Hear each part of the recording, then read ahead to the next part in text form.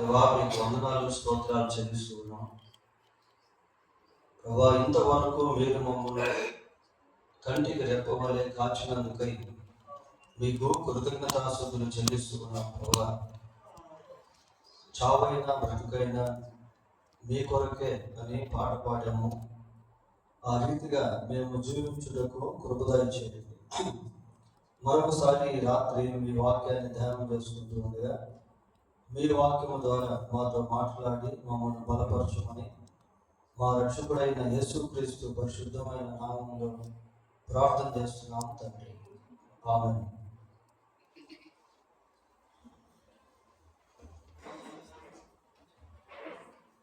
Bible గ్రంథంలో నుండి మత్తయి సువార్త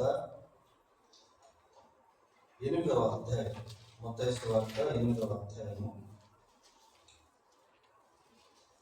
5వ వచనం నుంచి 8వ వచనం వరకు చదువుతున్నాం.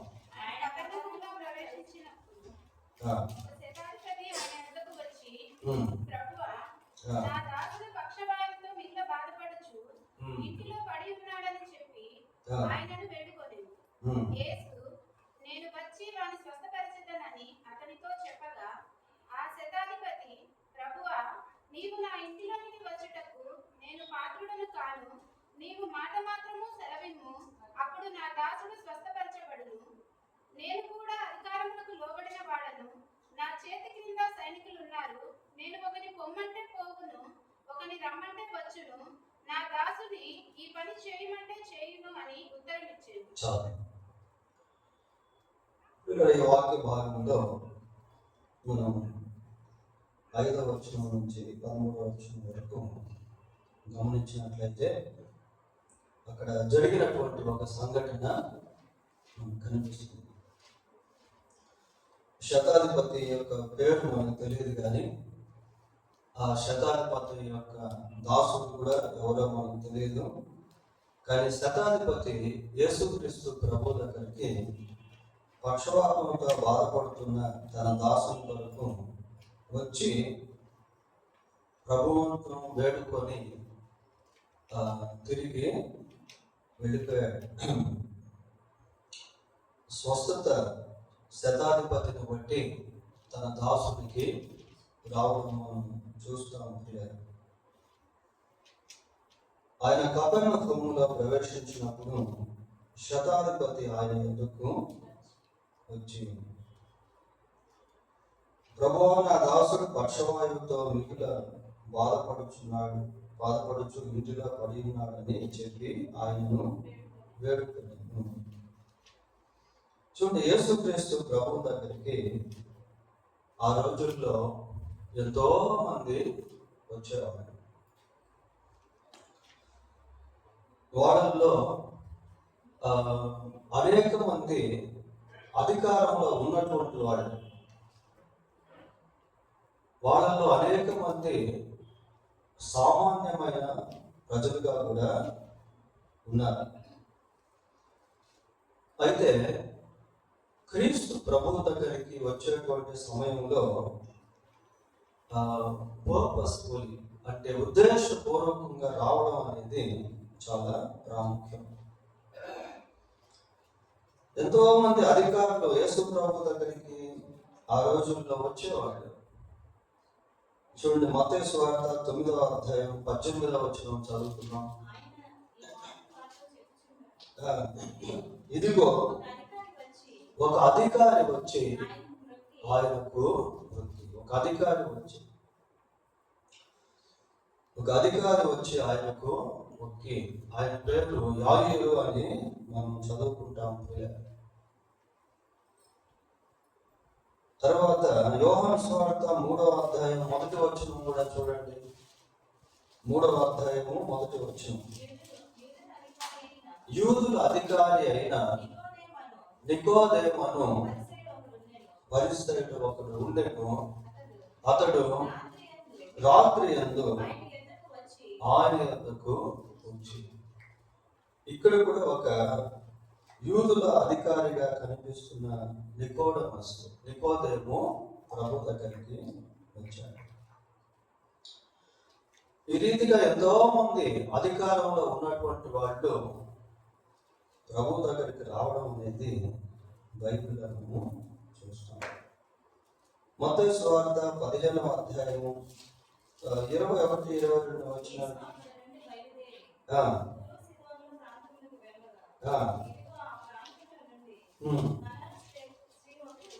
కనాన స్త్రీ ఒకతే వచ్చింది.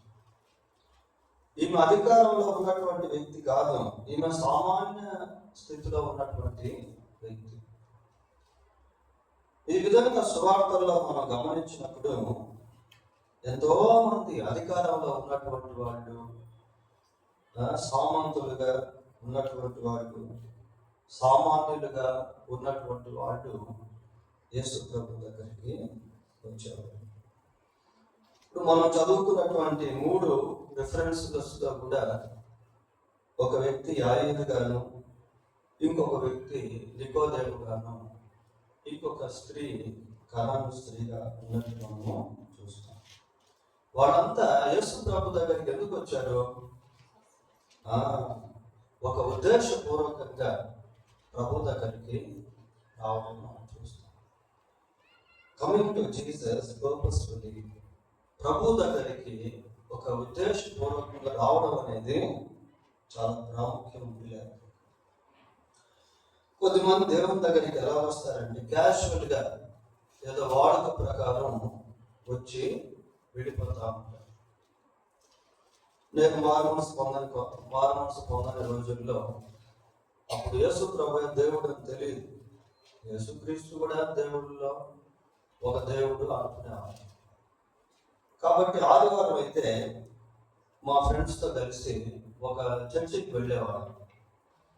వెళ్ళి కొద్దిసేపు ఆ బ్యాక్ సైడ్ చైర్స్లో కూర్చొని కొద్దిసేపు అలా ఉండి మళ్ళీ ఇట్లా అనుకొని వెళ్ళిపోయేవాడు. ఇంకా తర్వాత సినిమాలు, విగ్రహారాధన ఇట్లాంటివి ఉండేది. ఆదివారం అయితే మాత్రం ఖచ్చితంగా దాదాపు చర్చికి వెళ్ళి ఆ వెనకాల కూర్చొని మళ్ళీ వెళ్ళిపోయేవాడు. తెలియదు యేసు ప్రభు దేవుడు అన్న సంగతి. చూడండి, చాలా మంది ప్రభు దగ్గరికి వచ్చేటువంటి విషయంలో క్యాజువల్గా ఏదో ఊరికి అలాగా వాడుక ప్రకారం రావడం పోవడం అనేటువంటిది జరుగుతూ ఉంటుంది. ఇంకొంతమంది ప్రభు దగ్గరికి ఎలా వస్తారు అని అంటే కస్టమైజింగ్, అంటే ఆచారపరంగా. ఈరోజు ఆదివారం కదా, ఉదయం ఈరోజు ఆదివారం కదా, దేవుని సన్నిధికి వెళ్ళకపోతే బాగుంది, కనీసం ఒక్క పూటైనా వెళ్ళాలి అనే దృక్పథంతో వచ్చేటువంటి వాళ్ళుగా కూడా ఉంటారు. పిల్లలు, ఇక్కడ మనం గమనించాల్సింది ఏంటంటే శతాధిపతి ప్రభు దగ్గరికి క్యాజువల్గా రావట్లేదు, ఏదో ఆచారబద్ధంగా రావట్లేదు, ఒక ఉద్దేశపూర్వకంగా దేవుని సన్నిధికి వస్తారు. మన జీవితంలో కూడా దేవుని సన్నిధికి వెళ్ళేటువంటి సమయంలో ఒక ప్రత్యేకమైనటువంటి ఆశతో, ఆలోచనతో, ఉద్దేశంతో వెళ్ళాలి. ఎప్పుడైతే మనము ఒక విషయంపై ఫోకస్ పెడతామో దాని మీద భారం కలిగి దేవుని సన్నిధికి వెళ్తాం. దాని విషయమై భారం కలిగి దేవుని సన్నిధిలో ప్రత్యేకంగా ప్రార్థన చేస్తాం. ఉదయం మనం హన్నాను గురించి విన్నాం కదా. హన్నా షీలోకి వెళ్ళినప్పుడు వాళ్ళు ఎప్పుడు క్యాజువల్గా వెళ్ళేవాళ్ళు, వచ్చేవాళ్ళు వాడుక ప్రకారం. అయితే ఆ సమయంలో మాత్రం ఆమె వాడుకగా వెళ్ళలేదు. ప్రతి సంవత్సరం ఎల్కానా, హన్నా వాళ్ళు వాడుకగా వెళ్ళేవాళ్ళు. రామ అనే ప్రాంతంలో నుంచి షీలో ప్రాంతానికి కస్టమైజ్గా, ఆచారబద్ధంగా వెళ్ళేవారు. కానీ ఆ టైంలో మాత్రం హన్నా ఎలా వెళ్ళింది అంటే, నేను ఖచ్చితంగా వెళ్ళి ప్రభు సన్నిధిలో నా హృదయాన్ని కుమ్మరించుకుంటాను అన్న పర్పస్ఫుల్లీ, అంటే ఉద్దేశపూర్వకంగా దేవుని సన్నిధికి రావడం అనేది చాలా ప్రాముఖ్యం. సరే, ఈ శతాధిపతి ప్రభు దగ్గరికి వచ్చిన తర్వాత ఏమని చెప్తున్నాడు? ప్రభువా, ఇంటిలో పడి ఉన్నాడని చెప్పి ఆయనను వేడుకుని. ఇక్కడ శతాధిపతి తన దాసుని గురించి చాలా స్పష్టంగా మాట్లాడుతూ ఉన్నాడు. 3 విషయాలు అక్కడ మనం చూస్తాం. శతాధిపతికి ఏమని జబ్బు వచ్చిందట? పక్షవాతం వచ్చింది. ఎలా ఉన్నాడట? బాధపడుతూ ఉన్నాడు, మిగుల బాధపడుతూ ఉన్నాడు, ఇంటిలో పడి. పక్షవాతం అనేటువంటిది క్రానికల్ డిసీజ్ అంటారు దాన్ని. అంటే దీర్ఘకాలపు జబ్బు. కొన్నిసార్లు జ్వరాలు, తలనొప్పులు, ఒడినొప్పులు ఇట్లాంటి ఏదైనా వస్తే తగ్గిపోతూ ఉంటాయి. కొన్ని దీర్ఘకాలపు జబ్బులు ఉంటాయి. వాటిలో ఒకటి పక్షవాతం. అంటే శరీరంలో అవయవాలు ఉంటాయి కానీ పనిచేయవు. కాలు ఉంటుంది కానీ నడవదు, చెయ్యి ఉంటుంది కానీ స్పర్శ అనేది ఉండదు. దీర్ఘకాలపు జబ్బు అన్నమాట పక్షవాతం అంటే. తర్వాత ఇంకేమంటాడంటే మిగుల బాధపడతా. పక్షవాతం వచ్చినటువంటి వ్యక్తి తాను బాధపడుతూ ఉంటాడు, తనకు ఎవరైతే పరిచయం చేస్తూ ఉంటారో వాడు కూడా బాధపడుతూ ఉంటారు. అంతే కదా. ఈ needs to depend for everything to others. ప్రతి విషయంలో కూడా ఇతరుల పైన అతను ఆధారపడాలి. ఇంట్లో పడున్నాడు అంటే నిష్ప్రయోజకరమైన స్థితి, నిష్ప్రయోజనకరమైన స్థితి. ప్రియ నాన్ ప్రాఫిటబుల్, పని చేయలేడు, డబ్బులు రావు, తనకు ప్రయోజనకరంగా ఉండలేడు, కుటుంబానికి కూడా ప్రయోజనకరంగా ఉండలేడు. ఇక్కడ శతాధిపతి తన దాసుని విషయంలో స్పష్టంగా దేవునికి తెలియజేస్తా ఉన్నాడు. ఏదైనా ఒక విషయం దేవునితో మాట్లాడేటువంటి సమయంలో మొదటిగా మనకు అవగాహన అనేది ఉండాలి. మనకంటూ ఒక గ్రహింపు అనేది ఉండాలి. స్పష్టంగా దేవునికి చెప్పడం రాజుల మొదటి గ్రంథము 3వ అధ్యాయము, రాజుల మొదటి గ్రంథం 3వ అధ్యాయము 5వ వచనం ఒకసారి చూడండి. గిబియోనులో యెహోవా రాత్రి వేళ స్వప్నమందు సొలొమోనుకు ప్రత్యక్షమై, నేను నీకు దేనినిచ్చుట నీకు ఇష్టమో దాన్ని అడుగుమని దేవుడు అతనితో సెలవు ఇయ్యగా. ఇంకోసారి చదవము. నేను దేనినిచ్చుట, అక్కడి నుంచి చదవము. నేను నీకు దేనినిచ్చుట నీకు ఇష్టమో దాన్ని అడుగు. నేను నీకు ఏదైతే ఇవ్వాలని నీవు ఇష్టపడుతున్నావో దాన్ని అడుగు అంటున్నాడు. నేను నీకేమి ఇవ్వాలని ఇష్టపడతా ఉన్నావో, ఆశిస్తున్నావో, కోరుకుంటున్నావో దాన్ని అడుగు. మరి సొలొమోను అడుగుకు ముందే దేవునికి తెలుసుకుంటారు. దేవునికి అన్ని తెలుసు కదా. మన తలంపు పుట్టక మునిపే దాని గురించి ఆయనకు తెలుసు. మన నోట మాట రాకమునిపే దాని గురించి ఆయనకు తెలుసు. ఆయన వర్తమాన భూత భవిష్యత్ కాలంలో ఉన్నటువంటి వాడు. అయితే God seeks the clarity in prayer. అయితే దేవుడు ఇక్కడ స్పష్టతను కోరుకుంటా ఉన్నాడు. నేను నీకు ఏమి ఇవ్వాలని నువ్వు కోరుకుంటా ఉన్నావు? ప్రియుల, దేవునితో మాట్లాడబోయే ముందు లేక ప్రార్థన చేయబోయే ముందు మనకి ఏదైతే కావాలని అనుకుంటున్నామో దాని గురించి స్పష్టంగా దేవునితో మాట్లాడతాం. హన్నా ఏమని మాట్లాడింది? నాకు ఒక మగబిడ్డను ఇవ్వాలి. చూడండి ప్రియ, నాకు గర్భఫలం ఈ ప్రభా అని అంటాంలే. ఏమంటా ఉంది? నాకు ఒక మగబిడ్డ నువ్వు. స్పష్టంగా దేవునితో మాట్లాడుతూ ఉంటాడు. యేసు నీవు నీ రాజ్యంతో వచ్చినప్పుడు ఒక స్పష్టత ప్రియ.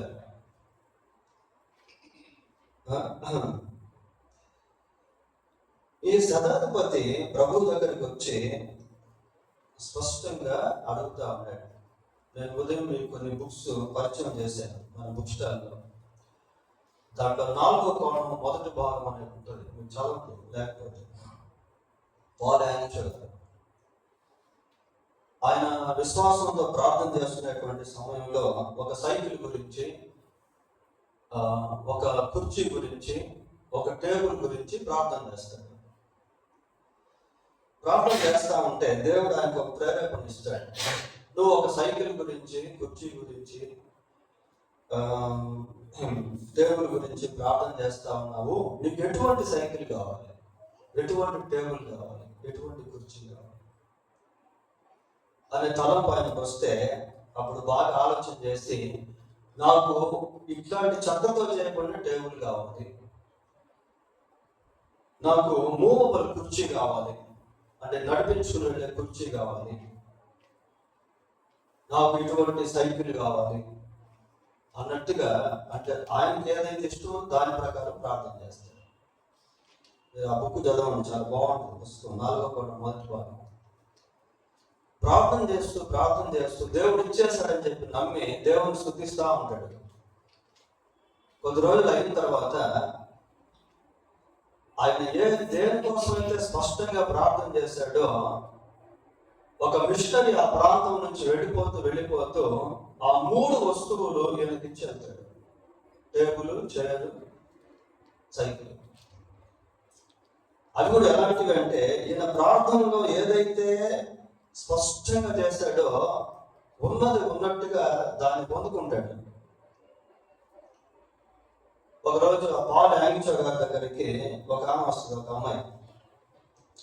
అయ్యా, మరి నేను పెళ్లి చేసుకోవాలనుకుంటున్నాను, చాలా కాలంగా ప్రార్థన చేస్తున్నాను, కానీ ఇంతవరకు నాకు పెళ్లి కాలేదు అని అంటే, అప్పుడు ఆయన ఏమంటాడంటే, అమ్మ ఒక పెన్ తీసుకొని, నోట్బుక్ తీసుకొని రాసుకో.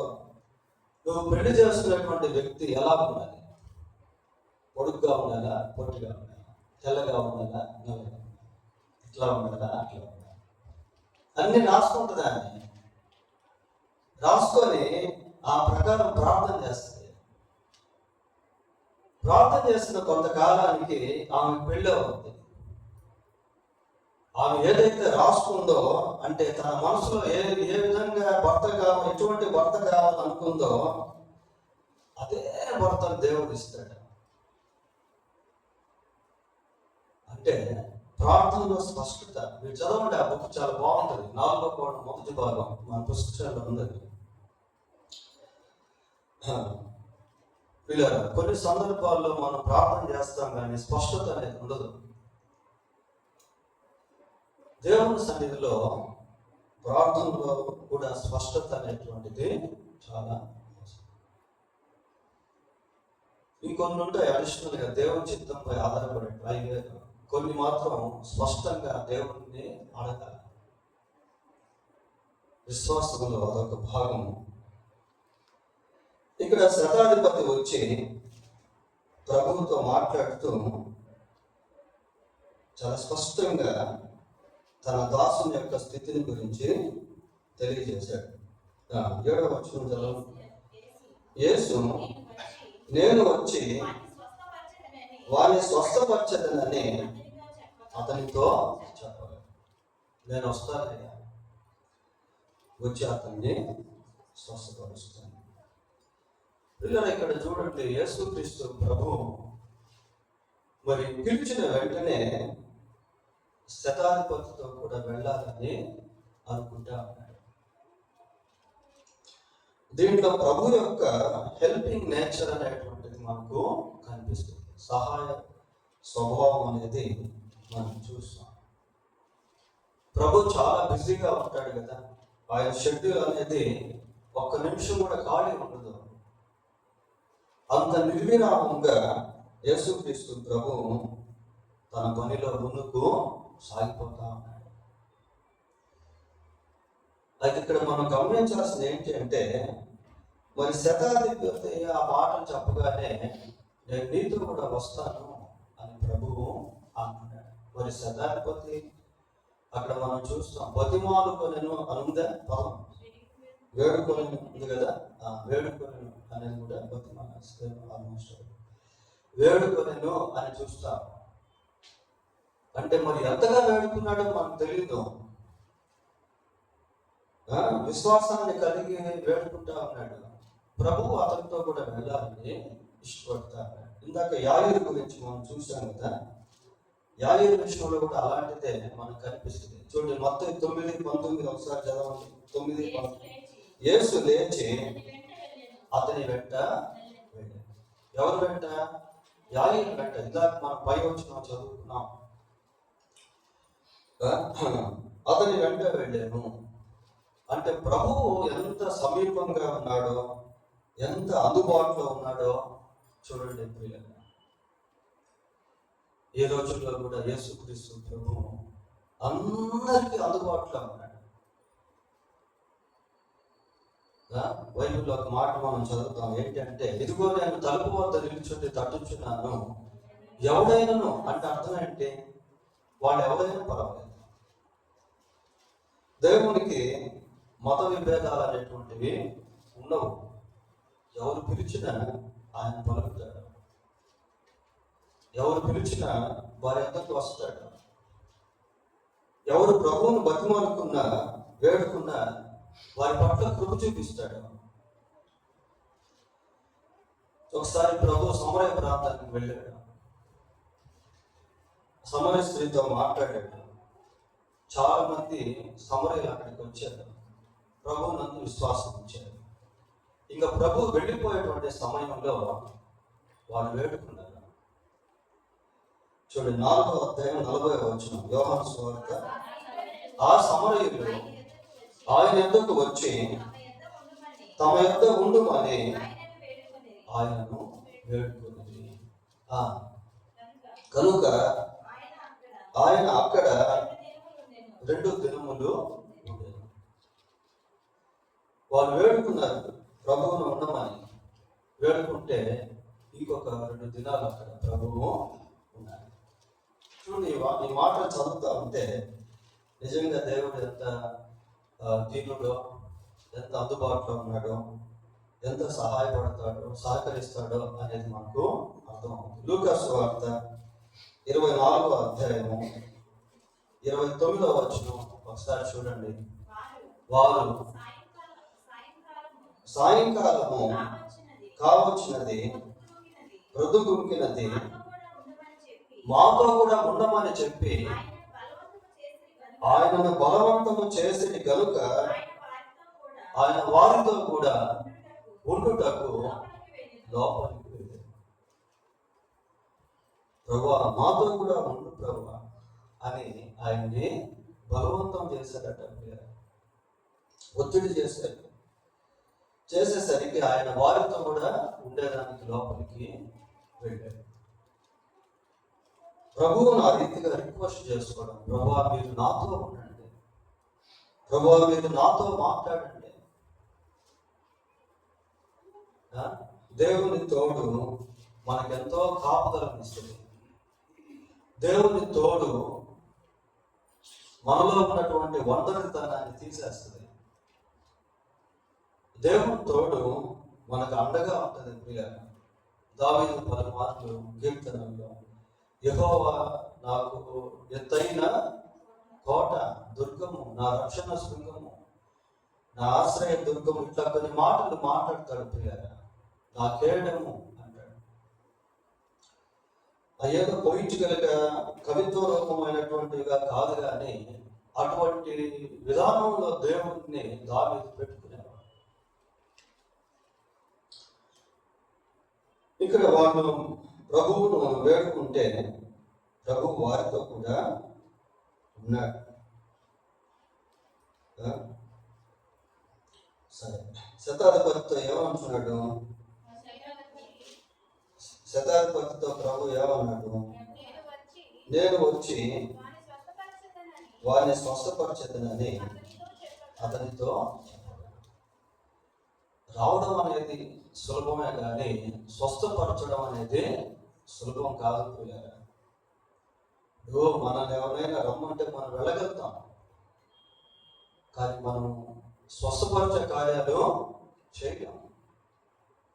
వెళ్ళడం సులభమే కానీ కార్యం జరగాలి కదా అక్కడ. అయితే ప్రభు ఇక్కడ ఏమంటాడు, నేను వచ్చి వారిని అంటే ఎంత కాన్ఫిడెన్షియల్ గా ప్రభు మాట్లాడుతున్నాడు. నేను వచ్చి వారిని స్వస్థపరుస్తానంటే ఆయనకున్నటువంటి శక్తి, ఆయనకున్నటువంటి సామర్థ్యత ప్రభు అక్కడ తెలియదు. నేను వచ్చి వారిని ఏం వ్యాధి, పారాలసిస్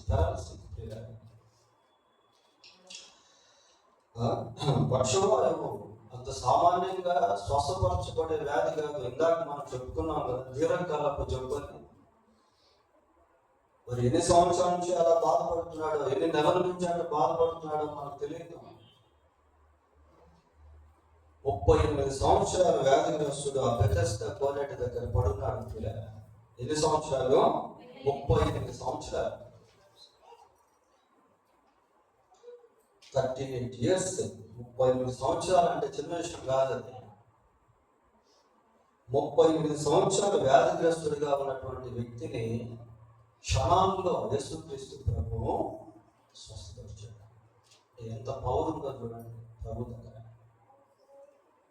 ఆయన ఎంత శక్తిమంతుడో చూడండి. నేను వచ్చి వారిని ఏమన్నాడు? స్వస్థపరచదని అతనితో నేను వచ్చి స్వస్థపరుస్తాను. అది ఏ వ్యాధి అయినా కూడా ప్రభు స్వస్థపరచగలుగుతాడు. మత్తయి 9:25 ఒకసారి చదవండి. 9:25.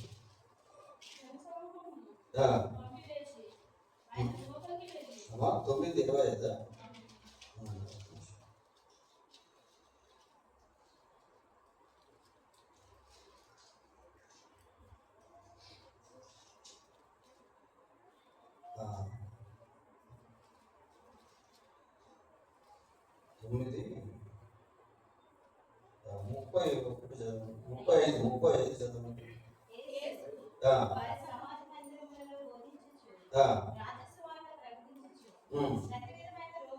ప్రతి విధమైన రోగమును, ప్రతి విధమైన వ్యాధిని స్వస్థపరచుచు. ప్రతి విధమైన రోగం, అది క్రానికల్ డిసీజ్ అన్నా, అది దీర్ఘకాలపు జబ్బైనా, మరణ జబ్బైనా, అది ఏ జబ్బైనా పిల్లలు, ప్రతి వ్యాధిని, ప్రతి రోగమును స్వస్థపరచుచు. ప్రతి రోగం.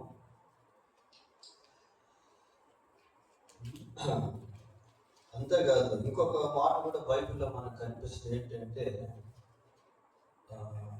ఇప్పుడు ఈ పెద్ద రోగాలు, చిన్న రోగాలు మనం చదువుకుంటున్నాం కదా, అట్లాగే పాపాల్లో కూడా పెద్ద పాపాలు, చిన్న పాపాలు అనేటువంటి ఉంటాయి. చిన్న చిన్న పాపములు అనేవి ఉంటాయి. పెద్ద పెద్ద మేజర్ సిన్స్ అని ఉంటాయి. మళ్ళా రహస్య పాపాలు, సీక్రెట్ సిన్స్ అనేవి ఉంటాయి. అయితే వాటికి కూడా ఒక రెమెడీ అనేటువంటిది ప్రభువులో. యోహాను రాసిన మొదటి పత్రిక 1:7 యేసు రక్తము ప్రతి పాపము నుండి మనలను పవిత్రులుగా. ప్రతి పాపము అంటే అది చిన్న పాపమైనా, పెద్ద పాపమైనా, రహస్య పాపమైనా,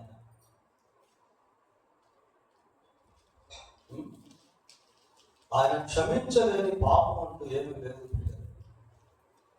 ఆయన స్వస్థపరచలేని వ్యాధి అంటూ ఏది కూడా లేదు.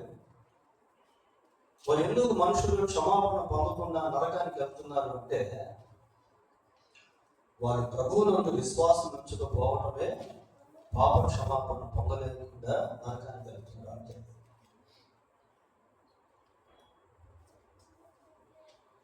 బైబిల్ ఒక మాట మనం చూస్తాం. అపోస్తల కార్యం 10:43 ఆయన ఎందు విశ్వాసం ఉంచేవాడు ఎవడో వాడు ఆయన నామం మూలముగా పాప క్షమాపణ.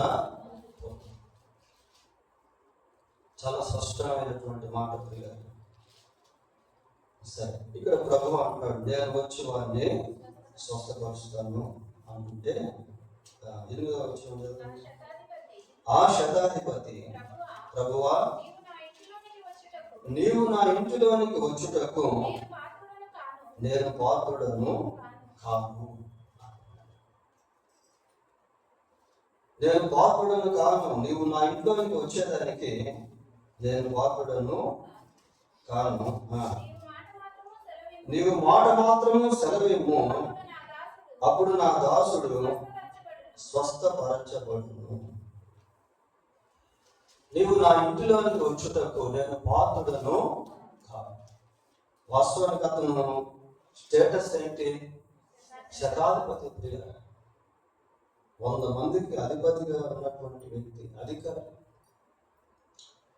శతాధిపతి అంటేనే చాలా గౌరవంతో కూడినటువంటి ఉద్యోగం అది. ఎంతో మంది ఇంటికి రావడం పోవడం అనేటువంటి జరుగుతూ ఉంటుంది. కొద్దిమంది ధైర్యంగా ఇంటికి కూడా వెళ్ళలేరు, ఎందుకంటే అధికారి కదా, ఆఫీసర్ కదా. సోల్జర్స్ దగ్గరికి వెళ్ళాలంటేనే కొన్నిసార్లు పర్మిషన్ తీసుకోవాలి. అలాంటిది 100 మందికి నాయకుడిగా ఉన్నటువంటి ఒక కమాండర్ దగ్గరికి లేక జనరల్ దగ్గరికి వెళ్ళాలి అంటే చిన్న విషయం కాదు. అయితే శతాధిపతి ఇక్కడ చాలా తగ్గించుకుంటాడు. నీవు నా ఇంట్లోనికి వచ్చేటప్పుడు నేను పాత్రుడను కాదు, మాట మాత్రము సెలవు. శతాధిపతిలో ఉన్న విశ్వాసపు మాటలు ఇక్కడ ఉట్టుపడతా ఉన్నాయి. ఏంటి మాట్లాడితే స్వస్థత వచ్చేస్తుందా? బైబిల్లో రాజుల 2వ గ్రంథంలో ఒక కుష్టి వ్యాధి కలిగిన వ్యక్తి మనకు కనిపిస్తాడు. ఎవరు ఆ వ్యక్తి? నయమాను గారు. రాజుల 2వ గ్రంథం 5వ అధ్యాయము. ఈ కుష్టి వ్యాధి కలిగినటువంటి వ్యక్తికి చెరకు తీసుకొచ్చినటువంటి ఒక పాప ఎలీషాను పరిచయం చేస్తుంది. ఎలీషాను పరిచయం చేసినప్పుడు మొత్తం మీద ఎలీషా దగ్గరికి ఇతను వెళ్తాడు. వెళ్తే ఎలీషా ఏమంటాడు? నువ్వు వెళ్ళి బాబు 7 సార్లు యోర్దాను నదిలో.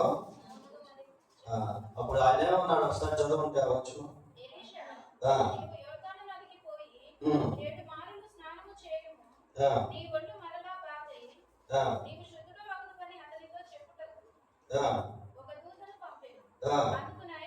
అందుకు నయమాను కోపం తెచ్చుకొని చూడండి ఇక్కడ ఏమంటాడు? అతడు నా యొద్దకు వచ్చి నిలిచి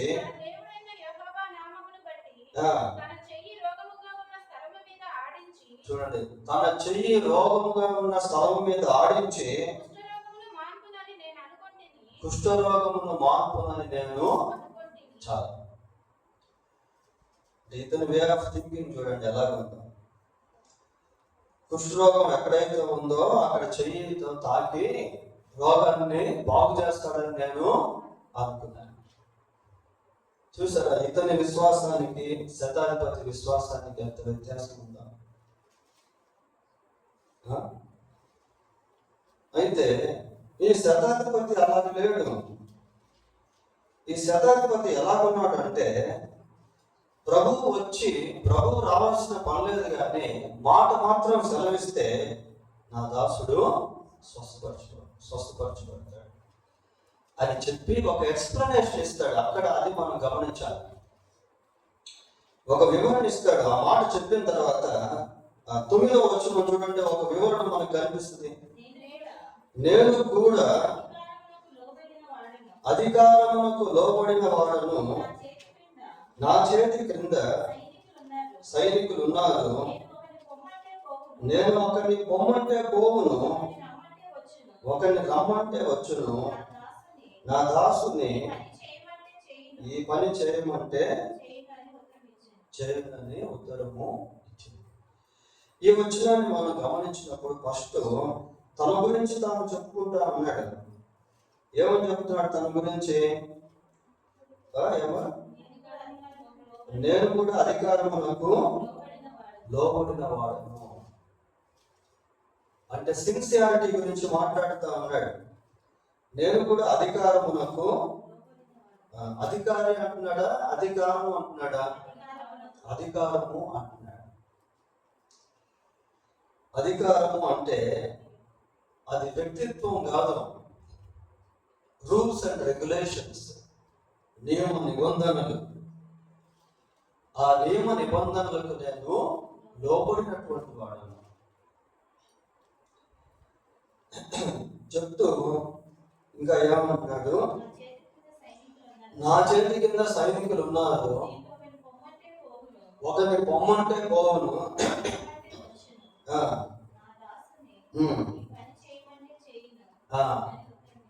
పొమ్మంటే రమ్మంటే చేయమంటే. అంటే ఇవన్నీ కూడా మాటతో ముడిపడి ఉన్నాయి. వెళ్ళమంటే వెళ్ళిపోతాడు, రమ్మంటే వచ్చేస్తాడు, చేయమంటే చేస్తాడు. కాబట్టి నేను మాట్లాడితే చాలు పని జరిగిపోతాను. కాబట్టి ఇప్పుడు నువ్వు మాట్లాడితే స్వస్థత అనేది వచ్చేస్తుంది. ఎవరితో మాట్లాడాలి అప్పుడు? ఇక్కడేమో దాసుల గురించి అంటున్నాడు, నా కింద సైనికులు ఉన్నారు, నేను ఎవరినైనా చూసి ఒకరిని పొమ్మంటే అతను వెళ్ళిపోతాడు, ఎవరినైనా చూసి రమ్మంటే అతను వస్తాడు, నా దాసును చూసి పని చేయమంటే చేస్తాడు. కాబట్టి నేను మాట్లాడితే పనులు జరిగిపోతా ఉన్నాయి, మనుషులు లోపడుతున్నారు. కాబట్టి మాట మాత్రం సెలవిమ్ము నా దాసుడు. మరి ఇప్పుడు ప్రభు ఎవరితో మాట్లాడాలి? ఎవరితో మాట్లాడాలి ప్రభు? శతాధిపతి అయితే దాసుతో మాట్లాడుతున్నాడు, సైనికుడితో మాట్లాడుతున్నాడు. మరి ప్రభువు ఎవరితో మాట్లాడాలి? వ్యాధితో మాట్లాడాలి, ఆ పక్షవాతంతో మాట్లాడాలి. మరి వ్యాధితో ప్రభు మాట్లాడతాడా? మాట్లాడతాడు. పేతురు అత్తకు జ్వరం వస్తే అక్కడ ప్రక్కన నిలబడి ఆ జ్వరాన్ని గద్దించినట్టుగా బైబిల్లో మనం చూస్తాం. He spoke to fever. జ్వరంతో ప్రభు మాట్లాడాడు. ప్రకృతితో ప్రభువు మాట్లాడతాడు, దయ్యాలతో ప్రభువు మాట్లాడతాడు, వ్యాధులతో ప్రభువు మాట్లాడతాడు, మనుషులతో ప్రభువు మాట్లాడతాడు. నీ పేరు ఏమని అడిగితే ఆ గెరాసేనలో వ్యక్తి ఏమన్నాడు? నా పేరు సేన. నా పేరు సేన అని చెప్పింది ఎవరు చెప్పండి? దయ్యాలు. మనిషి గారు చెప్పింది ఇప్పుడు. ఆ మనిషిలో ఉన్నటువంటి దయ్యాలు ఏమన్నాయంటే నా పేరు సేన అని చెప్పారు.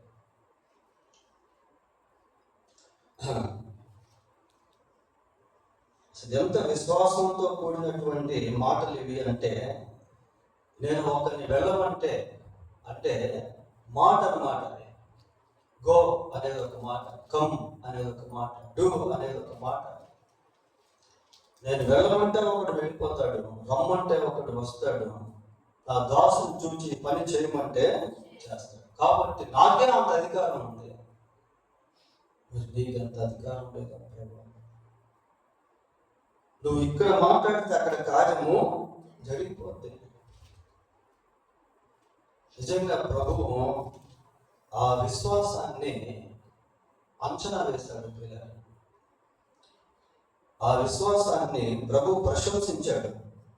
తర్వాత చదవండి. యేసు ఈ మాట విని ఆశ్చర్యపడి వెంట వచ్చుచున్న వారిని చూచి, ఇశ్రాయేలీయుల్లో ఎవరికైనాను నేను ఇంత విశ్వాసం ఉన్నట్టు చాలు. యేసు ఈ మాట విని ఆశ్చర్యపడి, యేసు ఈ మాట విని ఆశ్చర్యపడి వెంట వచ్చుచున్న వారిని చూచి. Jesus understood. యేసుక్రీస్తు ప్రభువుకి ఆ శతాధిపతి యొక్క విశ్వాసము, శతాధిపతి యొక్క మాటల్లో ఉన్నటువంటి అర్థమైపోయింది.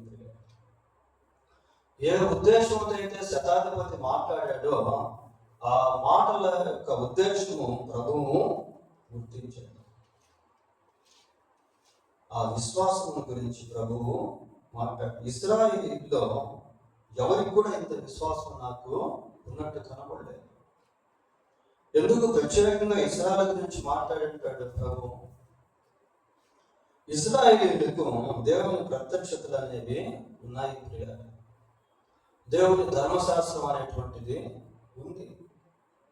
దేవుని యొక్క శక్తిని వాళ్ళు అనుభవించగలిగారు. కానీ ఆయా సమయాల్లో వాళ్ళు ఎంతో అవిశ్వాసాన్ని ప్రదర్శించారు. ప్రభు వారికి సమీపంగా ఉన్నప్పటికీ సమీపంగా ఉన్నటువంటి ప్రభు పైన వారు విశ్వాసం ఉంచలేకపోయారు. నెక్స్ట్, అనేకులు తూర్పు నుండి పడమటి నుండి వచ్చి అబ్రహాముతో కూడాను, ఇస్సాకుతో కూడాను, యాకోబుతో కూడాను పరలోక రాజ్యంలో కూర్చుందురు గాని రాజ్య సంబంధులు వెలుపడి చీకటిలోనికి త్రోయబడు. అనేకులు. ఇక్కడ దిక్కులను గురించి ప్రభు మాట్లాడుతూ ఉన్నాడు పిల్లలు. ఏ దిక్కులోంచి వస్తారట? తూర్పు నుండి, పడమటి నుండి. ఇది ఒక రిలేటెడ్ వర్డ్స్ అన్నమాట. 107వ కీర్తన 2వ వచనం ఒకసారి చూడండి. 107వ కీర్తన 2వ వచనం. యెహోవా విమోచించిన వారు ఆ మాట పలుకుదురు కాక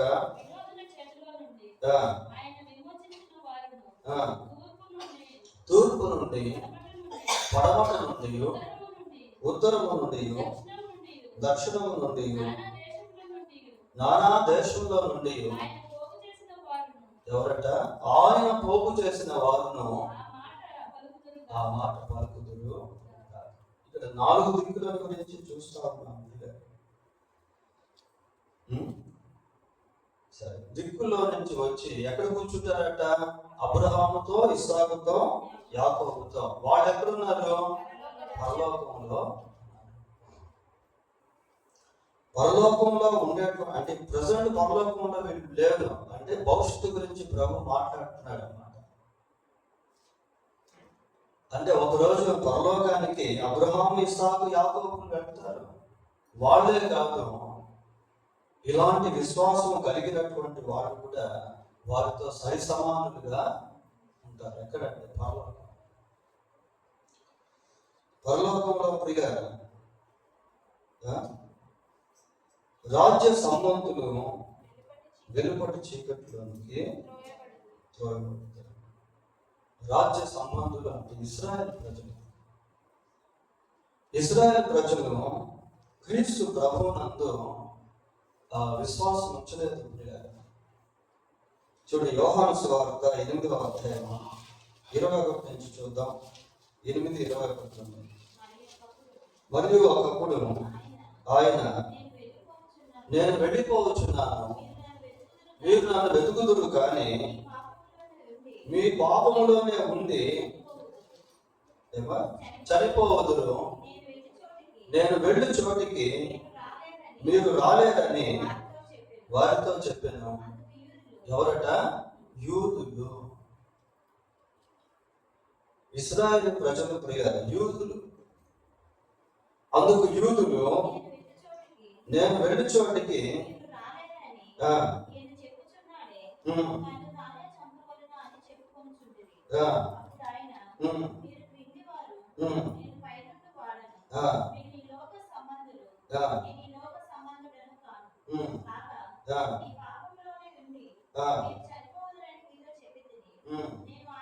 ఇక్కడ నుంచి మనము గమనించాలి. నేను ఆయనని మీరు విశ్వసించని ఎడల మీరు మీ పాపంలోనే ఉండి చనిపోకూడదు. కనుక మీరు మీ పాపంలోనే ఉండి చనిపోతారు కాబట్టి నేను వెళ్ళే స్థలానికి మీరు రాలేదు అన్నాడు. పై భాగం. కింద భాగంలోకి వచ్చేసరికి నేను ఆయనని విశ్వసించని ఎడల మీ పాపంలోనే ఉండి మీరు చనిపోతారు. నేను ఆయనని అంటే యేసుక్రీస్తు మెస్సియా అని వాడు నమ్మకపోతే, యేసుక్రీస్తు మెస్సియా అని వాడు నమ్మకపోతే పాపంలోనే ఉండి చనిపోతాడు. మనం ఇశ్రాయేలు యొక్క చరిత్రను గమనించినట్లయితే వారు ఐగుప్తు దేశంలో నుండి విడిపించబడి కానానుకు నడిపించబడుతున్న సమయంలో ఎంతో మంది దేవుని పట్ల అవిధేయులై చనిపోయారు. కోరహు దాతాను ఆ సంబంధుల గురించి మనం చూసినప్పుడు వాళ్ళు మోషే ఆరోనుపై తిరుగుబాటు చేసినప్పుడు ఉన్న ఫలంగా భూమి నెరవేర్చి ఆ దాతాను అభిరామ వారి కుటుంబాలను అమాంతంగా చేసింది. అక్కడ ఒక మాట ఉంటుంది, ఏమంటుంది అంటే వారు పాతాళంలోనికి వెళ్ళిపోయారు అంటారు. భూమి నెరవేర్చి, ఒకసారి చదవండి ఆ మాట, మనం చదివేసి చేద్దాం. సంఖ్యాకాండం 16వ అధ్యాయము 22వ వచనం. సంఖ్యాకాండం 16వ అధ్యాయం 22వ వచనం.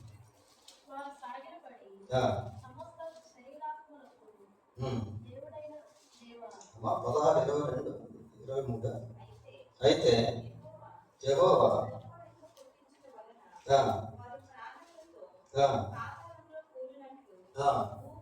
భూమి తన నోరు తెరిచి వారికి కలిగిన సమస్తమును మృంగివేసిన. ఇంకా ఇది మీరు చదువుకుంటూ వెళ్తే తర్వాత ఎగ్జాక్ట్గా అవి జరిగినట్టుగా మనం చూస్తాం. భూమి నెరవేర్చి ప్రాణములతోనే వాళ్ళు పాతాళంలోకి కూలిపోయారు.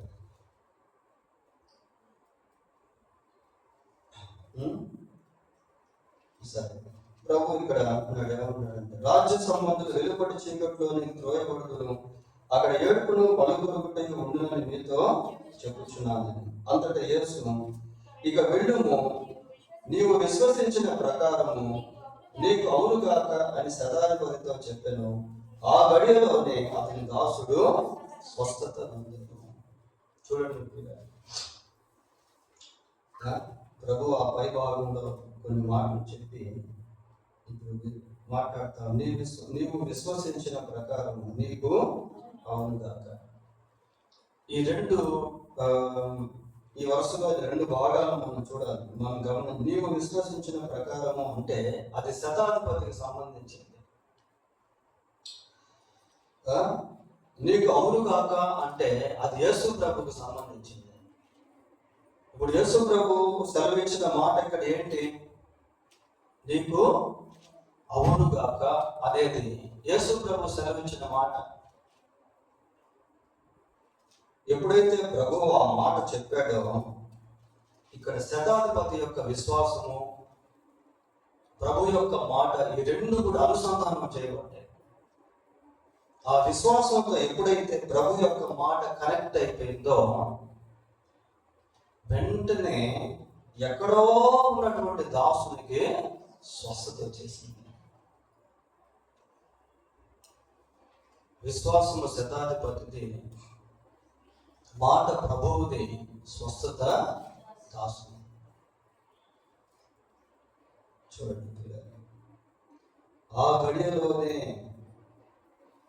ఎప్పుడైతే యేసుక్రీస్తు ప్రభు మాట్లాడాడో ఆ గడియలోనే స్వస్థత అనేది వచ్చేసింది. కాబట్టి మరి ఇక్కడ మనం గమనించాల్సింది ఏంటంటే శతాధిపతిలో ఉన్నటువంటి విశ్వాసము, శతాధిపతిలో ఉన్నటువంటి త్యాగము. శతాధిపతి తన కోసం ప్రభు దగ్గరికి వెళ్ళలేదు, కానీ తన దాసుని కోసం ప్రభు దగ్గరికి వెళ్ళాడు. శతాధిపతికి యేసు ప్రభు పట్ల ఎటువంటి విశ్వాసం ఉందో అనేది అక్కడ తెలియజేశాడు.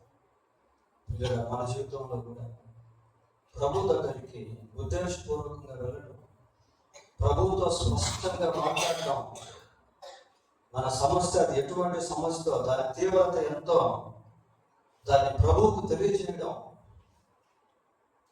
ప్రభు ఇస్తాడులే, చేస్తాడులే, స్వస్థపరుస్తాడులే అనే విశ్వాసంతో కనిపెట్టుకోవడం,